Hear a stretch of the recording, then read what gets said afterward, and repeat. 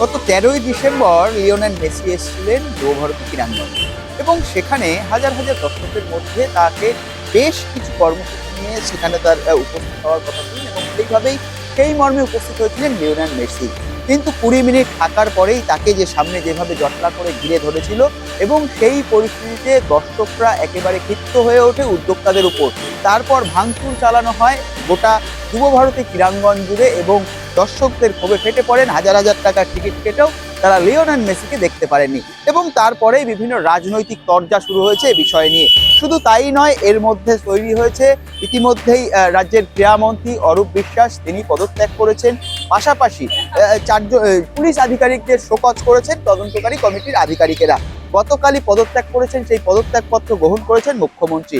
এবং তারপর এখানকার যারা বাসিন্দা রয়েছে বা পশ্চিমবঙ্গের যারা সাধারণ মানুষ, যারা ক্রীড়াপ্রেমী রয়েছে, তাদের কি মন্তব্য, তারা কি বলতে চাইছেন একটু জেনে নেব। প্রথমেই বলবো যে লিওনেল মেসি এসেছিলেন এবং তার পরবর্তী সময় তাকে বিভিন্ন বিষয় যখন মাঠে দর্শকদের কাছে পৌঁছানোর কথা ছিল সেইভাবে পৌঁছতে পারেনি, তাকে ঘিরে রেখেছিল, দর্শকরা উত্তেজিত হয়ে যায়, ভাঙচুর চালানো হয়। এই যে গোটা বিষয় হলো, তার পরবর্তী সময় দেখা গেল ক্রীড়ামন্ত্রী গতকাল একটি চিঠি লিখে তার যে পদ, সেই পদ থেকে ইস্তফার দাবি জানান এবং মুখ্যমন্ত্রী সেটা গৃহীত করেন।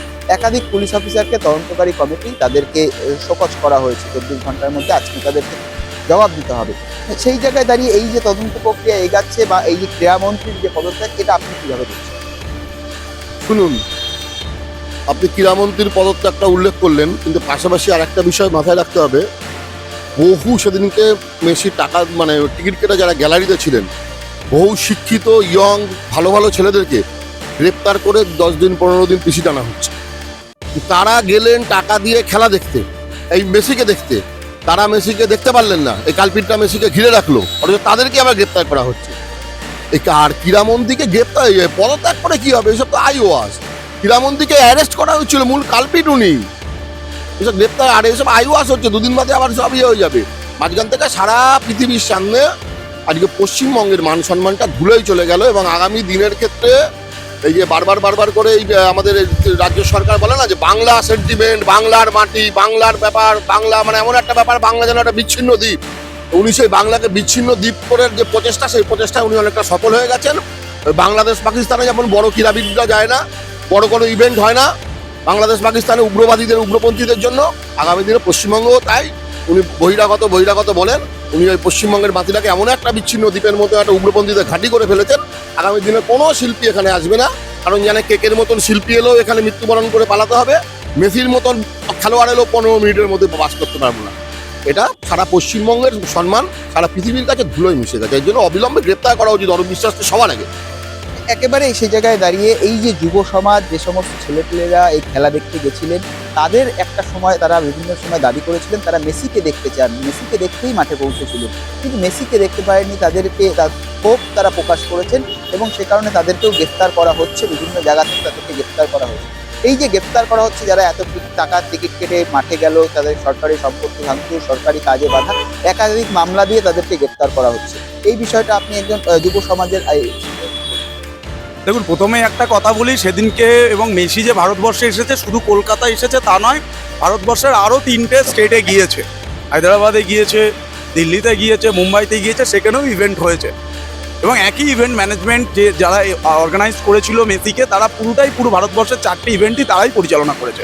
কিন্তু কলকাতায় এটা কেন ঘটলো, কি অরাজকতা, কি বিশৃঙ্খলার জন্য ঘটলো, এটা প্রথমে তদন্ত হওয়া উচিত। এটা প্রথম কথা। দ্বিতীয় কথা, যারা সেদিনকে প্রতিবাদ বিক্ষোভ দেখালো তাদেরকে গ্রেপ্তার করা হলো, আমি এর মধ্যে কোনো কিছু ওই প্রতিবাদীদের ভুল কিছু দেখতে পাচ্ছি না। কারণ আপনি বলুন, যারা খেলা দেখতে গিয়েছে, আমি তাদের মধ্যে ছিলাম, একটা টিকিট 5,000 10,000 টাকায় বিক্রি হয়েছে। 5,000 10,000 20,000 টাকায় টিকিট কেটে খেলা দেখতে যাবে, আর বিনা পয়সায় আমাদের বাংলার এই দালাল নেতাদের পরিবারের লোকজন ঘিরে থাকবে, আর আমরা জনগণ সামনে বসে মজা দেখব, এটা হতে পারে না। বিক্ষোভ হয়েছে, আগামী দিনের এই রাজনৈতিক নেতারা যদি এরকম ধরনের ঘটনা আবার ঘটানোর চেষ্টা করে, আবার আমরা সাধারণ নাগরিকরা এই একই বিক্ষোভ আবার দেখাবো। পশ্চিমবঙ্গের পুলিশ কত আমাদের মতন যুব সমাজকে গ্রেপ্তার করতে পারে আমরাও দেখে ছাড়বো। আমরা যারা গ্রেপ্তারি হয়েছে তাদের পাশে আছি, আমরা এ নিয়ে আন্দোলনেও নামবো, অবিলম্বে তাদের মুক্তি দিতে হবে। একেবারে সে জায়গায় দাঁড়িয়ে দেখা গেল যে এই যে যুবভারতী ক্রীড়াঙ্গন এবং যুবভারতী ক্রীড়াঙ্গনে যে পুলিশ নিরাপত্তা দেওয়ার কথা প্রয়োজন ছিল বা যতটা পরিমাণ নিরাপত্তা সেখানে রাখার উচিত ছিল ততটা কি নিরাপদ ছিল? একদম ছিল না। প্রথম কথা হচ্ছে পরিকাঠামো একদম বাজে। প্রথম কথা হচ্ছে যে কোনো একটা কোনো সেলিব্রিটি হলে তার আগে তার রিহার্সাল করতে হয়, তার সব কিছু সিস্টেমেটিক করতে হয়। এখানে দেখা যাচ্ছে মেসিকে ঘিরে একদম 50-100 লোক ঘিরে রয়েছে, মানে যারা দর্শক তারা সেভাবে দেখতে পায়নি, তাই তারা আক্ষেপ এইভাবে মিটিয়েছে। মুখ্যমন্ত্রী প্রধানমন্ত্রী তারা আসলেও তার আগে পুলিশি নিরাপত্তা নিয়ে যে ড্যামি রান হয় বা তার আগের দিন একেবারে চূড়ান্ত প্রস্তুতি দেখে নেওয়া হয়। সেক্ষেত্রে মেসির মতন একজন প্লেয়ার যিনি আসবেন বিশ্বখ্যাত এবং বিশ্বকাপ জয়ী, তার প্রেস সারা ভারতবর্ষ জুড়ে রয়েছে পৃথিবীর পাশাপাশি, এবং ভারতবর্ষের পশ্চিমবঙ্গ মানে হচ্ছে কি ফুটবলের একটি আখড়া এবং এখানকার মানুষের ফুটবলের প্রতি আবেগ বেশি। ফলে সেক্ষেত্রে কি এই যে ট্রায়াল বা যে বিষয়গুলো দরকার ছিল সেগুলো কি পর্যাপ্ত পরিমাণ না? শুনুন, এই যে রাজীব কুমার, এই রাজীব কুমারকে দিয়ে মুখ্যমন্ত্রী এত দুষ্কর্ম করিয়েছেন না। আজকে মুখ্যমন্ত্রী এই রাজীব কুমারকে তো সবার আগে যে কথাটা আপনি বলছেন মকডিল হওয়ার কথা, আগের দিন একটা স্টেজ রিহার্সাল হওয়ার কথা, এরা এগুলো গুরুত্ব দেয় না। জানে মুখ্যমন্ত্রীর যাবতীয় দুর্নীতি মুখ্যমন্ত্রী আমাকে দিয়ে করায়। আচ্ছা, ওইসব ব্যাপারে এরা কোনো বাড়তি গুরুত্ব দেয়নি। যে যার পরিবার, শ্যালক শালিকা, কাকা পিসি মাসি সব এনে মেসির চারিপাশে গেছে। মানুষ এসছে মেসিকে দেখতে, মানুষ দেখতে পাচ্ছে অরূপ বিশ্বাসের মতন পেট মোটা মেশক। কাজেই এই পশ্চিমবঙ্গে একদম অরাজকতার শেষ প্রান্তে গেছে। আর মমতা বন্দ্যোপাধ্যায় নিজেকে বলে না বাংলার ভাগিনী, তা উনি তো মাঝে মাঝেই বলে খেলা হবে খেলা হবে খেলা হবে। তা সেদিনকে উনি পালিয়ে গেলেন কেন? যখন এই ধরনের ঘটনা ঘটছে উনি তখন সল্টলেকের দিকে যাচ্ছেন, যেই শুনেছেন সল্টলেকে এরকম জনতা উত্তপ্ত হয়ে উঠেছে, উনি নাকি বাংলার জননেত্রী, তো উনি তো মাঠে দাঁড়িয়ে গিয়ে বলতে পারতেন যে আপনারা সবাই শান্ত হন, আমি চলে এসেছি। সেদিনকে যদি মমতা ব্যানার্জি নিজেও জানেন, সেদিন যদি ওই মাঠে উনি চলে যেতেন, ওই খেলা হবে উনি বলেন না, সেদিনকে জনগণ কি খেলার জন্য রেডি ছিল উনি গেলে উনি টের পেতেন।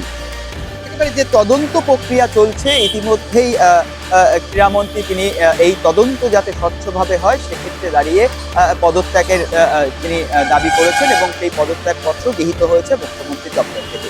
ইতিমধ্যেই রাজীব কুমার সহ আরও 3 পুলিশ অফিসারকে, এই আইপিএসকে, তাদেরকে কিন্তু তাদের কাছে সুপার লেটার পাঠানো হয়েছে। আজই তাদের এই উত্তর দেওয়ার কথা এবং তার পরবর্তী ক্ষেত্রে তদন্তে এগিয়ে আসবে। বিরোধীরা ইতিমধ্যে হাইকোর্টে গিয়েছে, তবে সে জায়গায় দাঁড়িয়ে যে তদন্তের গতিপথ বা যে তদন্ত প্রক্রিয়া চলছে সেটা আপনারা কি? দেখুন, পশ্চিমবঙ্গের কোনো কিছুর সঠিক তদন্ত হয় বলে প্রথমত আমি এটা মনে করি না। কারণ আমরা সাধারণ নাগরিক, অভয়া যখন গণধর্ষণ হয় একটা সরকারি হাসপাতালের মধ্যে, তার জন্য আমরা দীর্ঘ 40-50 দিন আন্দোলন করেছি, বারাসাতেও আন্দোলন হয়েছে।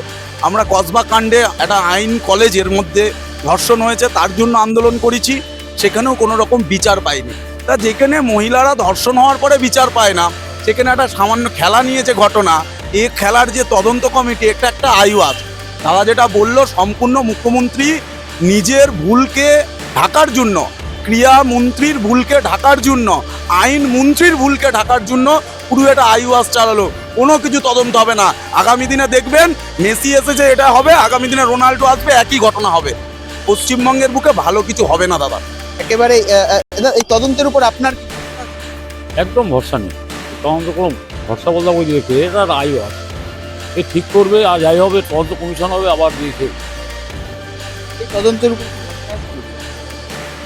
এই তদন্তের উপর না, এই মুখ্যমন্ত্রী তদন্ত কমিটির ওপরে মাঝে ওই যখন সারদা কেলেঙ্কারি হয়েছিল উনি বলেছিলেন যে ওই সিগারেট খাবে সবাই, প্রচুর পরিমাণে সিগারেট খেয়ে সে টাকা তুলে দেবে। কাজে মুখ্যমন্ত্রী এইসব তদন্ত কমিশনের প্রতি সাধারণ মানুষের কোনো আস্থা নেই। আজকে মানুষের প্রচণ্ড জায়গায় মানুষ খুঁজছে, সেই কারণে উনি আইওয়াস করার জন্য সাময়িকভাবে এক তদন্ত কমিটি করেছেন। এই তদন্ত কমিটির প্রতি কোনো আস্থা নেই, কোনো বিচার হবে না। একেবারেই সমস্ত দিক থেকে সমস্ত সাধারণ মানুষ কিন্তু তদন্তের উপর ভরসা রাখতে পারছেন না। তবে রাজ্য সরকার এখনো পর্যন্ত আশ্বস্ত করেছেন যে গোটা বিষয় কিভাবে হয়েছে, কাদের গাফিলতি ছিল এবং কোন পর্যায়ে রয়েছে সমস্তটা, তাদের জন্য এই যুব ভারতী ক্রীড়াঙ্গনে ভাঙচুর বা মেসির মতন একজন সেলিব্রিটি বা একজন খেলোয়াড় তিনি এসে ফিরে যেতে হলো, তাকে কোনো রকম যে ইভেন্ট করার কথা ছিল সেটাও হলো না, এবং কাদের জন্য দর্শকরা মেসিকে দেখতে পারলো না সে বিষয়টাও কিন্তু এখন স্পষ্ট নয়। তবে তদন্ত প্রক্রিয়া যে শুরু হয়েছে সেই তদন্ত প্রক্রিয়া আগামী দিনে কোন পথে হাঁটে বা কোন দিকে যায় সেদিকেই কিন্তু নজর সকলে।